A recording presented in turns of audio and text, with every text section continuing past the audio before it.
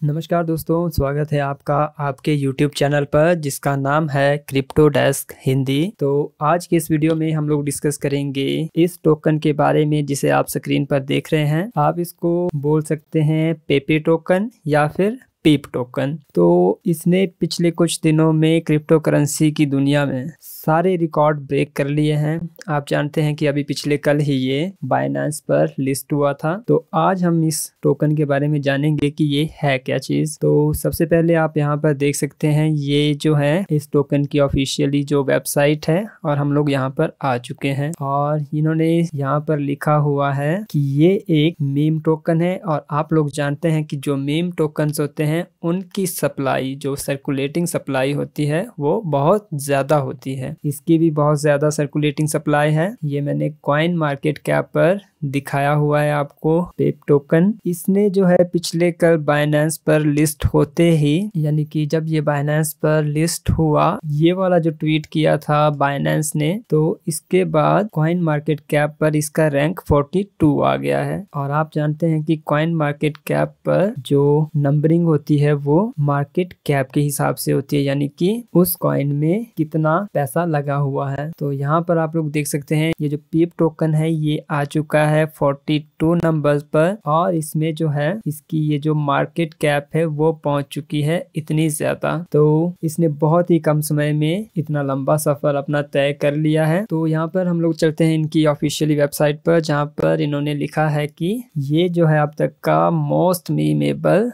Meme coin है और ये जो है जो इससे पहले जो मीम कॉइन्स आए हुए थे उन सबको पीछे छोड़ने वाला है। तो यहाँ पर इनके कुछ ऑफिशियली लिंक्स हैं ट्विटर के, टेलीग्राम के, और ये रहा BSC स्कैन और यहाँ पर ये डेक्स टूल्स। आप मतलब इसके बारे में जो भी रिसर्च करना चाहते हैं आपको इन जगहों से वो मिल जाएगा। और नीचे ये जो है यहाँ पर ये है वेबसाइट्स और जो एक्सचेंजेस है जहाँ पर ये लिस्ट हो चुका है। आप देख सकते हैं यहाँ पर अभी तक बाइनेंस का नाम नहीं आया है, लेकिन कुछ दिनों बाद आ जाएगा क्योंकि ये अभी उन्होंने अपडेट नहीं किया है। तो यहाँ पर अबाउट लिखा है यहाँ पर इसका कि ये है क्या चीज़, तो इसमें इन्होंने ऐसे ही लिखा हुआ है। और उसके बाद यहाँ पर इन्होंने बताया कि इसको बाय कैसे करना है। ये उस टाइम के लिए था जब ये सेंट्रलाइज्ड एक्सचेंजेस पर लिस्ट नहीं था। तो उसके लिए आप जानते हैं कि अगर कोई कॉइन डेक्स पर लिस्टेड है तो उसे किस तरह से बाय कर सकते हैं। ये यहाँ पर लिखा है कि पहले आपको एक अपना वैलेट ओपन करना होगा और उसमें कुछ इथेरियम डालने होंगे और उसके बाद यूनिस्वैप पर जाकर आपको इथेरियम के बदले में पिप टोकन मिल जाएंगे। और उसके बाद चलते हैं यहाँ पर ये जो है इसका टोकनोमिक्स है और आप देख सकते हैं कि इसकी जो टोटल सप्लाई है वो भाई देखो कितनी जीरोस लगे हुए हैं, 10 जीरो लगे हुए हैं और उसके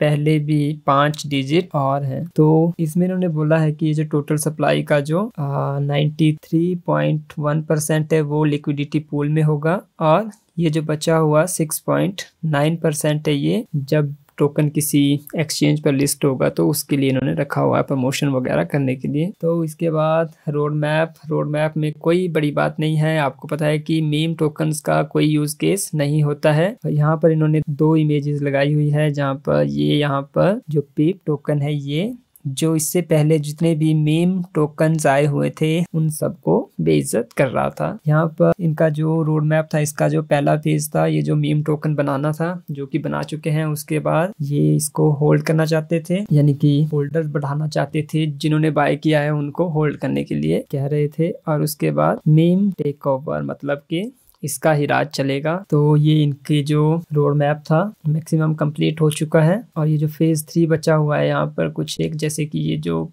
पेप मर्चेंट वगैरह, एकेडमी टूल्स, ये अभी तक नहीं हुए हैं। और ये T1 एक्सचेंज लिस्टिंग ये चीज, और ये होल्डर्स तो इनके बहुत ज्यादा हो गए हैं। और यहाँ तक ये जो लॉन्च कर लिया इन्होंने फेज 1 में, इसके बाद कॉइन गिको, कॉइन मार्केट कैप, इन पर लिस्ट हो चुका है। 1000 से ज्यादा होल्डर्स हो चुके हैं और ये ट्रेंडिंग हर जगह पर हो चुका है। उसके बाद कम्युनिटी पार्टनरशिप, इसके लिए ये बहुत सी एक्सचेंजेस पर लिस्ट हो चुका है। न्यूज़लेटर वगैरह जो भी है, ये जो अभी ग्रुप्स वगैरह इन्होंने पहले ही बना दिए हैं होल्डर्स के लिए, जो टेलीग्राम पर, ट्विटर पर वही है। उसके बाद ये सेंट्रलाइज एक्सचेंजेस पर लिस्टिंग 10,000 होल्डर्स के बाद, और ये हो चुकी है। उसके बाद ये फेज 3 ही बचा हुआ है इनका। और यहाँ पर अगर आप कांटेक्ट करना चाहते हैं इनके साथ तो इन्होंने ये लिंक दिए हुए हैं ट्विटर के, टेलीग्राम के और डिस्कॉर्ड के। यहाँ पर ट्विटर का लिंक ओपन किया तो ये इनका ट्विटर हैंडल ओपन हो चुका है, यहाँ पर आप देख सकते हैं। और इसके बाद ये था पिप टोकन के बारे में। अब चलते हैं कि इसको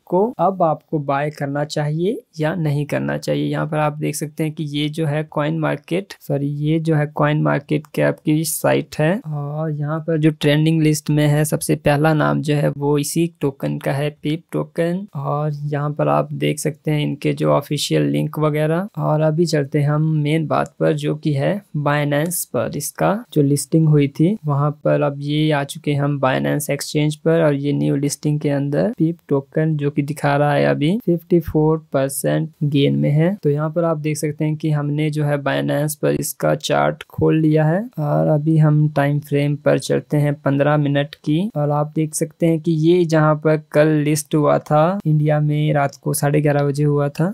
तो जहाँ तक इसकी ये जो पहली थी, यहाँ पर ये देखिए ये जो 5 बार 0 हैं उसके बाद 439 इसका हाईएस्ट रेट गया है। उसके बाद अभी ये डाउनफॉल हो रहा है। और कल इसके साथ एक और टोकन लिस्ट हुआ था बाइनेंस पर जिसका नाम है फ्लॉकी। तो इसको भी हम लोग ओपन कर लेते हैं और इसका चार्ट भी हम लोग यहाँ पर देख लेते हैं। ये भी सेम ही है, यहाँ पर लिस्ट हुआ था उसके बाद यहाँ तक इसका रेट क्या था 4 बार 0, उसके बाद 5400। इसके बाद इसका रेट नीचे ही चला हुआ है। तो ये चार्ट मैं आपको क्यों दिखा रहा हूँ, क्योंकि अगर कुछ लोग हैं जो इस टोकन को अभी बाय करने के बारे में सोच रहे हैं या तो फिर उन्होंने अपना मन बना लिया है कि मैं इसको बाय करूँगा, या फिर उनकी जो कहीं और इन्वेस्टमेंट थी उसको सेल करके उन्होंने पिप टोकन में पैसे लगा लिए हैं, तो वो अभी फंस चुके हैं। क्योंकि जब ये कल बाइनेंस पर लिस्ट हुआ था उस समय इसका रेट आप देख सकते हैं कि मिनिमम रेट यहाँ पर 50 है, उसके बाद 197 है, उसके बाद जो हाईएस्ट गया था 439 पर। तो ये जो पहली कैंडल होती है इसमें बहुत कम लोगों को बाय करने का मौका मिलता है, लेकिन जिनको भी मिला होगा वो इसमें कोई खास जो है प्रॉफिट में नहीं होंगे। यानी कि मान लीजिए ये 200 है और उसके बाद ये जो करंट रेट है अभी 308 पर चला हुआ है, यानी कि उनका सिर्फ 50% ही बढ़ा है। तो अभी वो लोग वेट कर रहे होंगे कि हम लोग प्रॉफिट में निकलेंगे। लेकिन जब भी कोई भी कॉइन बाइनेंस पर लिस्ट होता है, चाहे वो मीम टोकन ही क्यों ना हो, जैसे ही वो लिस्ट होता है उसका रेट बढ़ने के बजाय कम होता है। अभी हम सर्च करते हैं शिबा इनू को,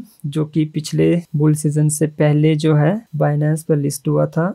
अभी यहाँ पर देखते हैं हम क्या हुआ था। यानी वीकली चार्ट खोला हुआ है और ये देखिए ये जो पहली कैंडल है यहाँ पर, यहाँ से यहाँ तक उसका जब लिस्ट हुआ था तो ये उसका प्राइस था। और यहाँ पर आप देख सकते हैं कि ये जो पहली कैंडल है जहाँ पर इसकी लिस्टिंग हुई थी वो वाली कैंडल है और इसका जो हाईएस्ट गया था ये 40, उसके बाद 5000, ये जो इसका हाईएस्ट प्राइस था। उसके बाद से इसका प्राइस डाउन ही आता रहा है। और उसके बाद जब हमारा जो बुल सीजन का जो पीक था वहां पर इसने हाई किया था अपना, ये जो है 40 और उसके बाद ये 8800, ये बुल सीजन में जाके बढ़ा था, यानी कि जब लिस्ट हुआ था उसके 6-7 महीने बाद। तो अगर आज पिप टोकन बाइनेंस पर लिस्ट हुआ है तो आपको क्या लगता है कि उसका प्राइस कितना होगा, यानी कि जैसे लिस्ट हुआ तो वो बढ़ेगा या घटेगा? तो यहाँ पर आप देख सकते हैं कि जब से लिस्ट हुआ है जितना उसका हाईएस्ट था उससे वो लगभग 50% डाउन है। यानी कि हाईएस्ट इसका 400 ही रखते हैं हम, 439 है यहाँ पर,